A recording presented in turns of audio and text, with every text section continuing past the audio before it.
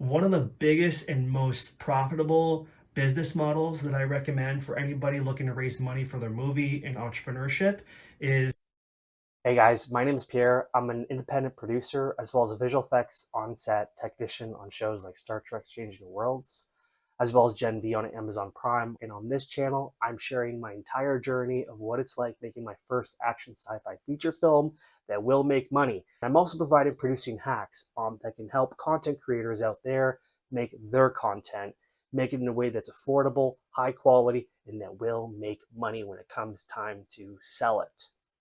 In today's episode, I wanted to talk about different alternative ways on how to finance your movie, specific strategies on what to do, and also how to make it so that no matter what the market conditions are in 2, 5, 10 years, your movie will make profit, which means you'll recoup all your expenses, you'll be able to pay your staff, pay your bills, as well as fund your next movie if you need to. Without further ado, let's get started.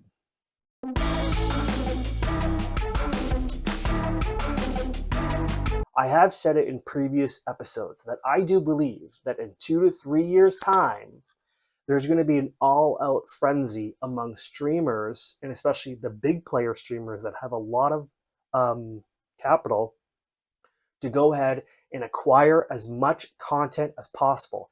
And I don't mean a script for them to go and make because they're already doing that right now. I'm talking about the final product, this movie that's already made that producers like you and I are actually making. There's going to be an all out frenzy. They're going to be paying a lot of money for these things, and they're going to be trying to acquire a bunch of different streamers. And I do believe that there's going to be a mass consolidation in the streamer market, and the business model is going to move back to what cable used to be, where there's just a few big players. Right now, there's close to about 2,000 different streamers. Only a few of them are actually having enough subscribers and enough eyeballs on there for it to actually make money. But the point is that there is an entire world of streamers right now, and it's all segregated. And pretty soon, as business development usually goes and evolves, there will be consolidation, and there will be that time that will be that sweet spot for independent producers like us, in which we will be able to sell our final product for a very high price, depending on the quality of the product. Now, even if market conditions stay the same as they are today, such as having the streaming world and three different types of business models within the streaming world, which is TVOD, AVOD, and SVOD, lots of producers and filmmakers out there are doing very well and making money, making a significant money, enough money to make a living, to pay their bills, to recoup all their finances for their previous investments in their own movies, and fund their next movies, regardless of whether somebody wants to hire them or not.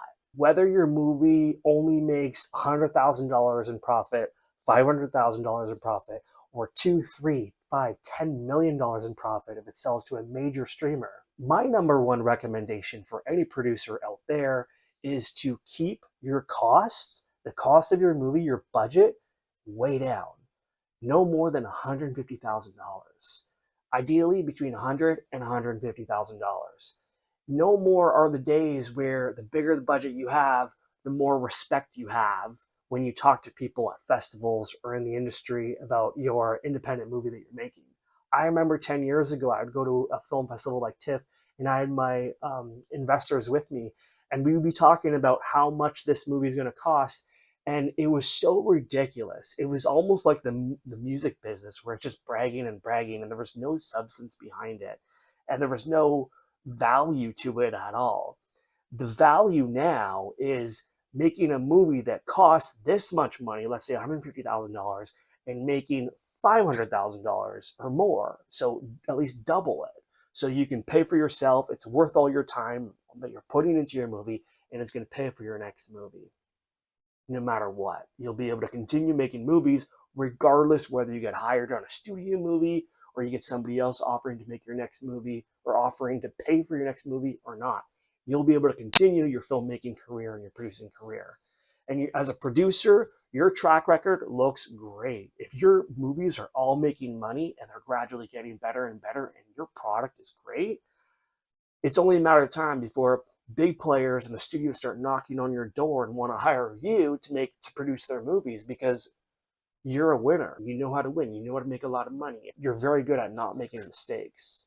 So that's what you want to do. You want to keep your costs for your movie way down. I don't care if a streamer is saying, we're going to want this type of genre that you're doing right now, and we're going to go crazy and spend millions of dollars for each movie, no matter what. So go ahead and make your movie and make your budget big.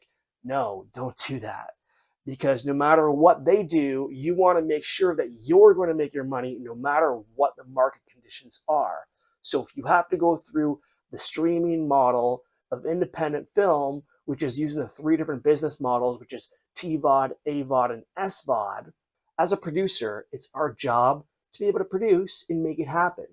Some producers just have a knack for these things. And today we have so many tools, whether it's technology, whether it's the hardware, the software, um, even if it's finding talent behind the scenes to help you make these movies, there's ways to do it. So keeping your budget under $150,000 is the way to go. When it comes to financing, so I live in Toronto, which is in Canada. So every year in Canada, we have an agency called Telefilm. And Telefilm, along with a few smaller other agencies, give out grants to producers like myself to go out and make content, whether it's a feature film or it's a TV show or whatever it is. I believe that Telefilm has about just over $100 million Canadian earmarked every year. And every year they fund about 100 different movies. In Canada right now, we are under a far left wing liberal government run by Justin Trudeau for at least another 18 months. I don't know how long it's going to last. All the agencies and the government agencies run by the federal government are all under the liberal control. So all these agencies such as Telefilm reflect all these liberal policies. And right now, on all of the grant funding programs, they give preference to women, indigenous, foreign, dark-skinned, any nationality that's not white male. I think it's a wonderful thing that people of all colors, indigenous people and women get this boost to be able to go out and get the money to go out and make their content and make their movies. I think it's a wonderful thing. There is a lot of controversy with that. I don't want to get into the politics on this channel, so I'm gonna just leave it at that.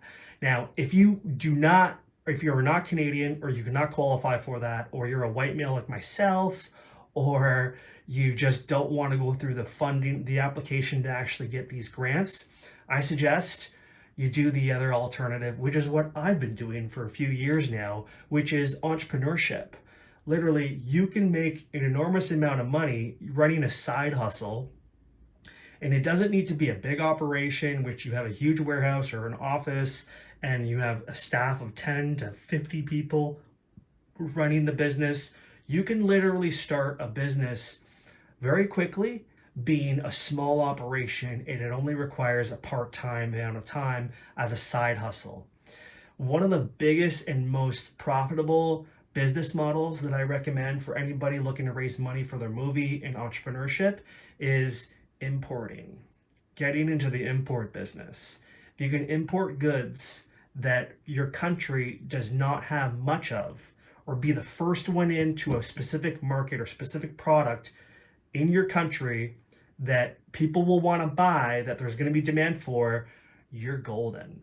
I did that a few years ago. I started in about 2017, 2018, and my first product was these throne chairs right here. I was the first person to import throne chairs in Canada.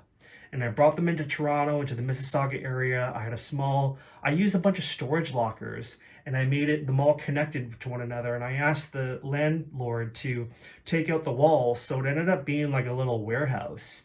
And it was brilliant. I didn't have to stay there. I didn't have to pay for maintenance. I didn't have to pay the bills for the hydro bills, the Wi-Fi, or anything like that. I didn't have to pay a big staff. I literally just advertised my products on different platforms and trade platforms, and buyers would call me, or they'd message me. Once I'd qualify them to make sure that they're the right buyer and they're legit, I would meet them there and they would buy it. And these are big ticket items. So I pay about $350 US to buy them, and I'd sell them for close to $2,000 Canadian.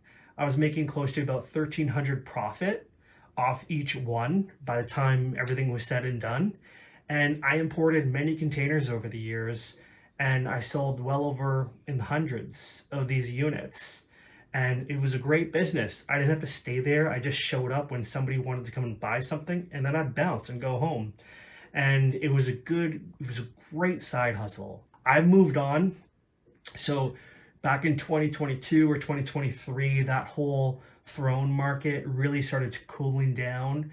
The market conditions really changed, and that's when I got out of it and actually got into something else, which is even better. But I recommend, like, if you're looking for a product to import, go on Google, put in keyword terms, find out what's really up and coming, what's the new trends that people do. There's always new trends that are coming out that are maybe a little bit gimmicky. Some of them last a long time, but the point is that you can get at the forefront of that. Find out what those trends are. Go on Alibaba, or now there's a new one called Temu, and go and look up those different suppliers and start investigating how much would it cost to buy those, how much would it cost to import them, how much would it cost to actually operate a small operation, which you don't even need big staff. You don't even need any staff, really. You only need maybe an accountant that you contract a few times a year to do the accounting, and you're golden. And start reasoning, start finding out what's the price point that you'd be able to sell at. You can even do some test ads, put them on different trade platforms, on social media platforms, and see what the demand is like, what people are actually, how responsive buyers are. Are people going to message you right away and say, hey, can I come pick one up right now? Then you know you got something there. You've actually got something that could be a winner. So getting into the import business was great for me. I know other people, they have their own side hustles, whether lots of different things, some things you've never even heard of. I got a little decal printed to put on my car. I have tinted windows, and I got a white decal so you can see it really well from anywhere. And I think I paid like $30 US for it. It's a pretty big one. It's like 14 inches. And I looked it up at the cost and everything, and I think the girl who made she probably paid like 30 cents, and she sold it to me for like $45 Canadian. And it probably took like 3 minutes to make. And I'm like, wow, that is a good side hustle there. Now, for me, I don't have time to do all that, and I have no interest in doing that because I'm not passionate about that. But that's pretty cool. For some people, there's a lot of different options. I think she sells them mostly on Etsy, but there's so many different things you can do as a side hustle to help raise money for your movie. But as I said, keep your costs low. $150,000 max to make your movie, and that includes everything from post-production and deliverables as well. That way you're a lot more likely to make profit, and you don't have to rely on the system on the outside hoping that your first movie is going to make money so that you'll have a career. You'll have your own career because you're making it on your own. If you do your job right, you market your movie and you make a great product and you keep it under $150,000, you can easily make $500,000 in profit. So if you do the math, it'll work. But if you make a movie that costs $500,000, you're in the hole $500,000. In best case scenario, you'll make your money back.